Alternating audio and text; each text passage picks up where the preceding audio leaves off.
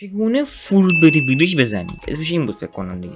برای زدن همچین بریج اول یه جهان مثل من میسازین تا راش یکم تمرین کنید، بعدش هم 2 تا بلاک میین بالا تا بتونید روش بریج بکشید. یه قلقی برای ایم کردن خودتون در نظر بگیرید. وقتی که پریدین ایمتون بیاد رو اینجاهای بلاک، این در واقع یه همچین حالتی باشه. وقتی که داخل آسمون هستین اینطوری بیاد روی بلاکتون قرار بگیره. وقتی که همچین اتفاقی افتاد فقط باید تایمینگ داشته باشین، یعنی اینکه شما زمانی که رسیدید به لبه بلاک، ایمتون رسید به لبه بلاک، باید کلیک چپ موس رو نگه دارید و وقتی اومدین پایین دوباره اینجا بلاک گذاشته میشه، شما پایین اومدید و دوباره هم اتفاق تکرار میکنید.